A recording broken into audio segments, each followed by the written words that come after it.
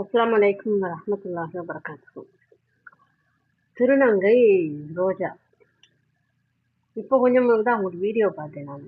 Video பார்த்து அப்புறம் அவங்க சேனலை போய்ட்டு செக் பண்ணி பார்த்து ஒரு 4 வீடியோ பார்த்தேன். சுப்ஹானல்லாஹ். ஒரு திருநங்கை பாருங்க எவ்வளோ நல்ல விஷயங்கள் செஞ்சுட்டு இருக்காங்க. நம்மளாம் என்ன பண்ணுறோம்?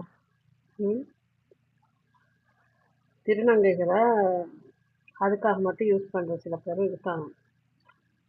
அந்த மாதிரி கேவலமான தொழிலுக்கு அழைச்சவங்கள நல்லவங்க, அவங்களாம் கெட்டவங்க. அந்த மாதிரி முத்திரை இருக்காங்க. இப்போ இந்த திருநங்கைகள் பாருங்க, ஐபிஎஸ்ஸாக இருக்கிறாங்க, மிகப்பெரிய தொழில்கள் எல்லாம் படித்த பிள்ளைங்களாம் நல்ல நிலைமையில இருக்காங்க. அதில் இவங்களும் ஒருத்தவங்க. ரொம்ப பெருமையாக இருக்குது. திருநங்கைகளை நீங்கள் கேவலமாக இங்கெல்லாம் சொல்லாதீங்க. இந்த சமூகத்துக்கு அவங்க மிகப்பெரிய சேவைகள் செஞ்சுக்கிட்டு இருக்காங்க.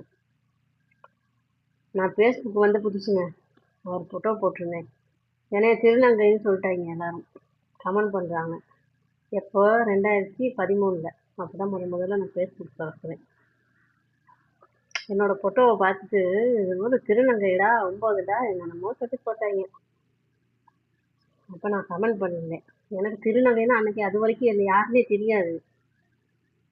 அப்போ நான் போயிட்டு பார்க்குறேன் ஆய்வு பண்ணி, யார் இந்த திருநங்கை அப்படின்னு. அதுக்கப்புறம் யோசிச்சேன் நான், இவ்வளோ கேவலமான மனுஷங்க இருக்கிறாங்களா.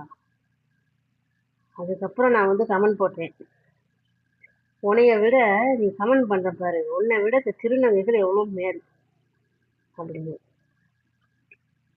அவ்வளோ கேவலமான ஆண் சமுதாயமும் இருக்குது. திருநங்கைகளை மனுஷனை கூட மதிக்காத. எனக்கு புரியல, அவங்களும் ஒரு மனித பிறவி தானே. என்னைய திருநங்கை சொன்னதால நான் கோவப்படலை, யாரையும் திட்டலை. நான் சொன்னேன் ரொம்ப சந்தோஷம், உங்களையெல்லாம் விட திருநங்கைகள் நல்லதான் அப்படின்னு. அதுக்கப்புறம் தான் தேடி பார்க்க ஆரம்பிச்சவங்கன்னா யார் என்ன. 2013 அப்புறம் தான் நான் போனெல்லாம் பார்க்க ஆரம்பித்தேன். அதுக்கப்புறம் மிகப்பெரிய தேவைகள்லாம் மனுஷங்களாம் மதிக்க பழகுங்க.